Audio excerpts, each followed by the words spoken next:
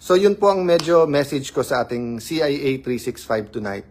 A little bit about focus, about bullseye, about eyes on the ball, di ba?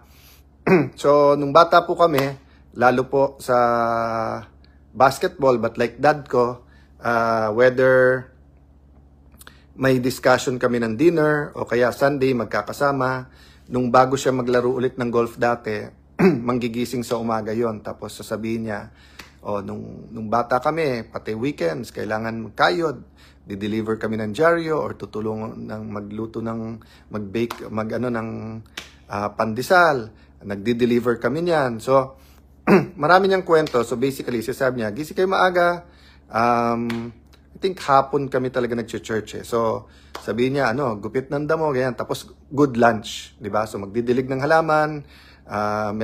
Naalala niyo yung scissors na malaki na panggumit ng damo, pero yun, pati yung mga flowers.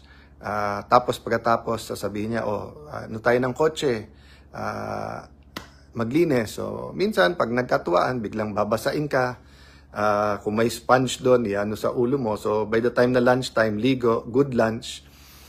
Believer dad ko sa nap eh. So after lunch, nap time niya. Yan. Tapos usually sa hapon, church na. Bago nga siya bumalik sa paglalaro ng golf. No? So yung madalas niyang sabihin, halimbawa pag nagdi-discuss kami, let's say about our studies or what's happening sa, babasa ba kayo ng dyaryo? Nakikinig ba kayo ng radyo? Alam niyo ba nangyayari? Pag medyo nagwa-wonder mga utak namin, lalo ako, sasabihin niya, eyes on the ball, di ba? So, for example, again, hindi political yung atin CIA 365, but for example, etong sa massive corruption at saka flood control, di ba? Kanina, tinanong po ako ng isang member of Congress, no? Matagal po siya wala sa Congress. So, matagal siyang wala sa Congress. So, ay parang 4 o 5 terms siya wala sa Congress, tapos bumalik sa Congress. So, obviously, hindi siya involved sa kahit anong mga nangyayari ngayon sa infrastructure, DPWH, flood control, at saka medyo mataas yung lugar nila. So sabi niya sa akin na marami ba nagtatanong sa inyo kung ano ba mangyayari dito? Tapos inulit niya kasi medyo maingay dun sa birthday. Alan, meron bang anong mangyayari? So sabi ko, hindi naman kailangan pang tanungin kung marami nagtatanong kasi kami mismo nagtatanong din kami saan papunta to, di ba? Kasi all of us know the ending we want, di ba? We want na mabago yung sistema, we want makulong yung corrupt, lalo po yung pinaka guilty o yung mastermind. Gusto po natin na tunay na pagbabago, hindi lang yung balik sa dati.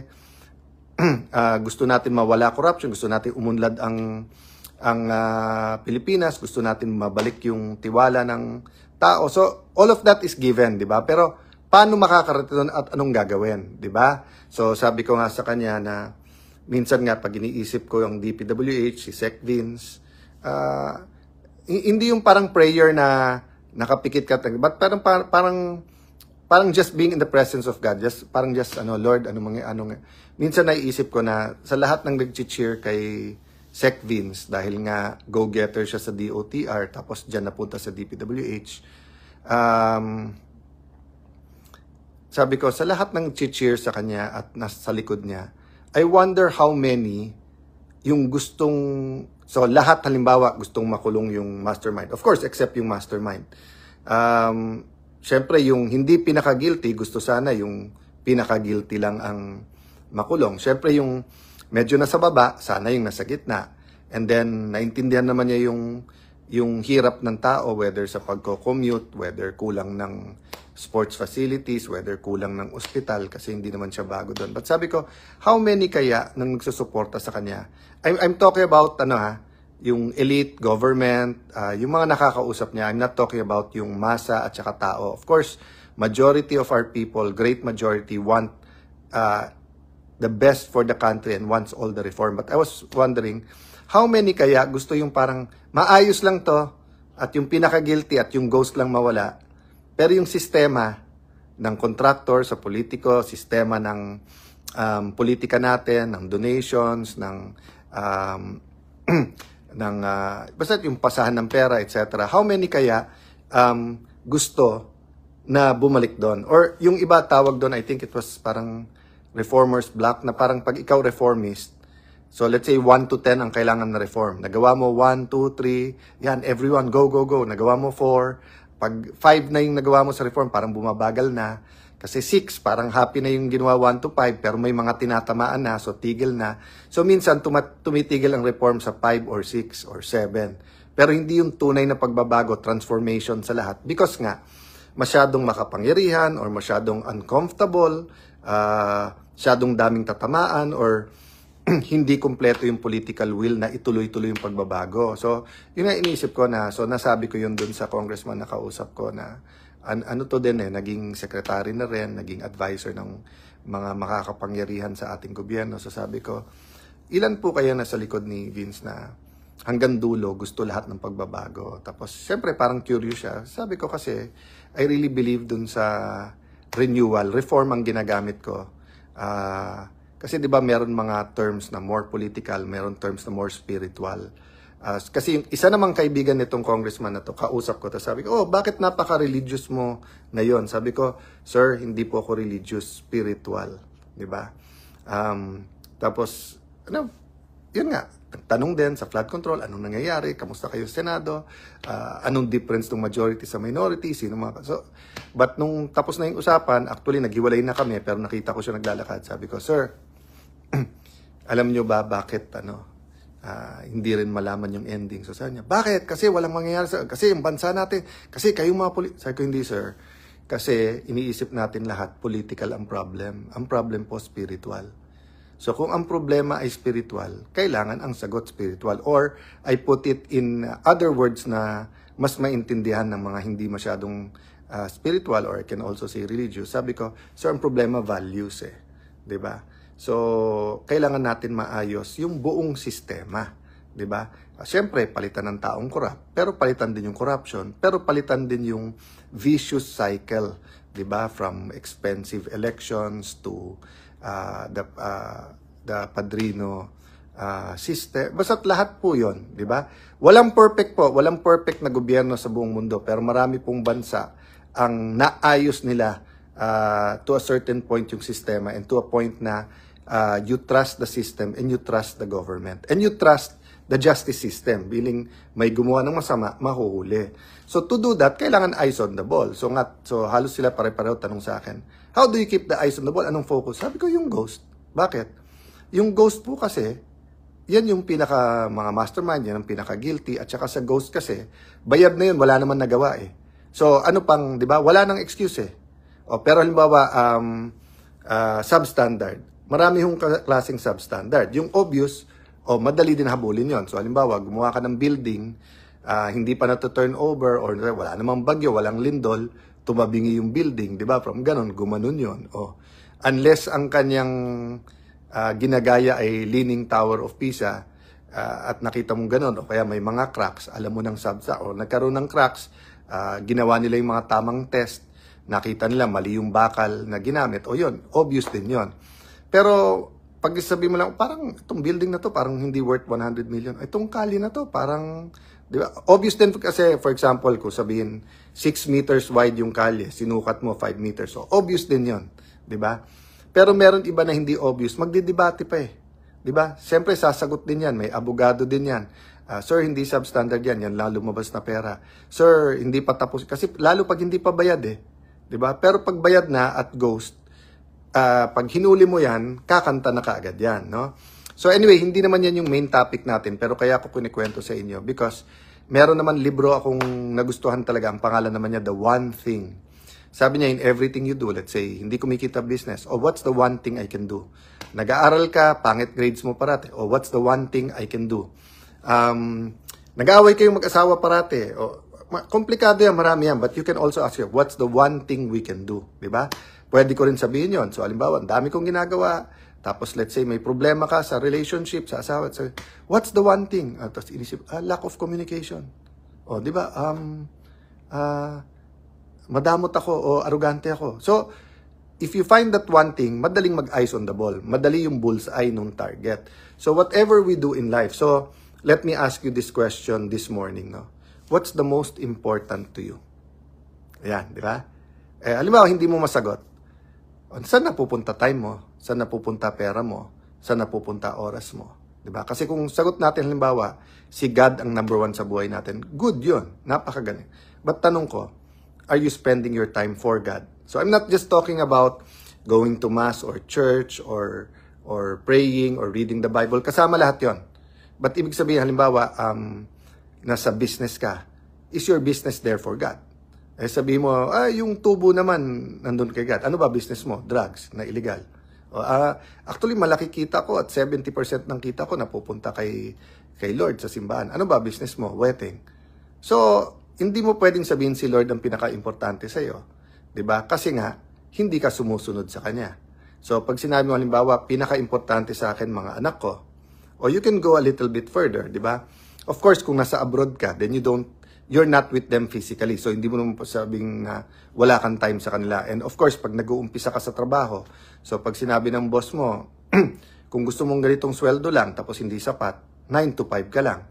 Pero kung gusto mong, halimbawa, EA kita, personal assistant, executive assistant, pero 7 days a week yan, konti lang off mo, parati ka, tapos umaga-gabi, at saka pag tinawagan kita sa cellphone mo.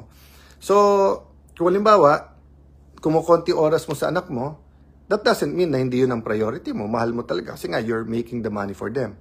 But let's say naging boss ka na. 'Di ba? Milyonaryo ka na. Ganun pa rin, wala ka pa rin oras. Tapos tinanong ng anak mo, Dad, Ma'am, Tay, I have all I want. At saka, Tay, hindi naman ako mahilig sa magandang rubber shoes. Hindi ko naman kailangan ng kotse. May Grab naman dyan. Madaling mag-commute dito sa lugar natin. Naglalakad lang ako sa eskwelahan. Kailangan ko oras sa'yo. Oh. So, iba yung sabihin mong babaksak ang negosyo o mafa-fire ka kung ano ka ng oras. Pero let's say, kasi you just want a little bit more. So, you have to face the mirror and baka yung anak mo magsabi na, Tay, ako ginagamit mong excuse pero actually, mas gusto mo na ng pera kaso sa akin. O, diba? O kaya, let's say, may crush ka sa ka-opisina mo. Hindi mo naman kailangang mag-overtime, nandun ka. O, wala naman masamang magka-crush ka doon kung single ka. O kung tanong ng tanong asawa mo, nasaan ka, ba't ka nag-overtime? Kasi, times 1.5, pag para sa'yo din to sa linggo.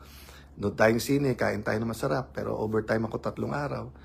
Pero yung 3 araw na yun, kaya nag-overtime din yung crush mo. Diba? So, ang importante sa'yo, yung sarili mo na maging happy ka sa crush mo, hindi yung asawa mo. So, we cannot lie to ourselves. Diba? We can lie we lie to many things, diba? Sometimes even to God, but don't lie to yourself, diba? Of course, don't lie to God. Alam niya yon. But even to yourself, kasi nga, pag naniwala ka sa sarili mong lie, napakabigat, di ba? But ang point ko po is that it's easy to stay on track, to have a bullseye, to eyes on the ball, malaman yung priorities if you ask yourself the right question and then honest ka sa sarili mo, di ba? So kung sasabihin kong si Alan is a kind person, so importante sa akin yung kindness. Pero nireview ko araw ko. Sa 15 tao na kasama ko parate, sinigawan ko yung 14. At yung isa ko pang hindi sinigawan ay absent. And yung sigaw ko ay ang sasakit ng sinabi. I can compare that with my notion na am I a kind person? Diba? So sana po nakatulong yung konti natin discussion. Medyo puno din araw ko tomorrow. And then yun nga, yung pamangkin ko pero may lang daw siya. Kasi wala yung ibang mga pamangkin ko may camping trip. So eto yung pinakamatanda sa kanila, 15 na kasama ko parate. So, going out daw with friends siya. So, tamang-tama, matapos ako dinner, sana magkita ng dinner. I'm happy this week, isang pinapasalamatan ko sa Diyos na kahit hindi kami nag-usap ni Lani, either merienda, lunch, or dinner, nagkakasama kami. So, Lani kasi hindi mahilig magpuyat, pero kung kailangan, katulad ngayon, very close sa amin yung my birthday. Shout out, Brian Yamsuan!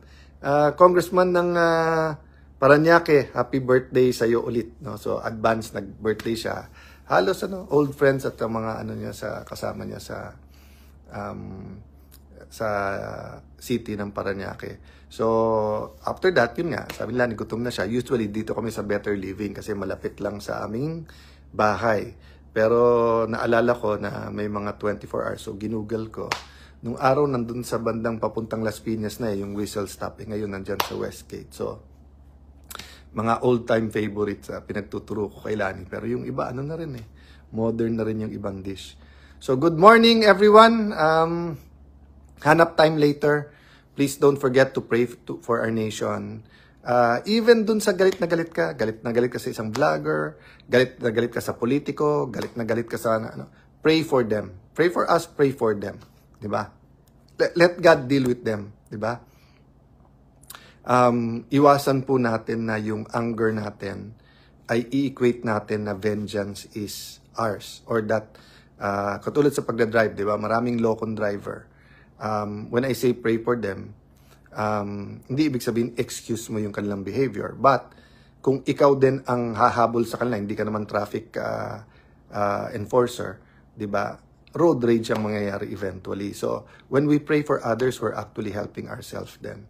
So, SP Razola, good morning sa inyo. Cho Santiago, good morning. Lahat ng tingin yung tumutulong talaga din sa gobyerno, pag-pray nyo rin. Kasi nga, ang attack dito hindi lang diretso. I-attack din dito yung mga taong gusto ng tunay na pagbabago, di ba? Kasi katulad ng sinabi ko sa inyo kanina, hindi lang to physical, hindi lang political, may spiritual dito, di ba? So, kung may spirit na nagko-control ng corruption, ayaw niyan mawala. So, lumalaban yan. So, guguluhin yan. Aatikihin yan yung mga taong lumalaban sa corruption. Watching from Las Piñas, si Demi Cañete Rosales. Yan. SP Razola from Saudi Arabia. Marifer Letada, San Jose del Monte, Bulacan. So, kamusta kayo dyan? From Motana, USA, Ian Ray Alparaque. Never been there, but balita ko, exciting. Magandang lugar. Raj Dalawis, God bless you. Nasa Riyadh din siya, nasa Kingdom of Saudi Arabia. From Angeles City, Harold Pamintuan. So shout out sa pamilya ng mga Pamintuan. Ayan, mga haligi yan ng Angeles City. No? Jesseline Madelo Melendres. Hindi yung minsan kasi pag oily pero may din yan may parang cream. So hindi ko lang minsan pagka nagaganon sa mata o pinawisan ng konti. Tapos may salamin kasi akong yung dito yung dito pambasa doon, yung progressive. Pero may salamin din ako na pang computer na diretso. So minsan pag sinusuot ko siguro na kasi usually pag nasa bahay ako hindi na ako nagsasalamin. Kasi hindi na ako halos nagti-TV din Dito na rin sa cellphone tsaka sa iPad nanonood. Good night everyone. God bless you. Thank you po sa inyong pagtangkilik sa ating pagsasama-sama dito sa Facebook. God bless. Good night po.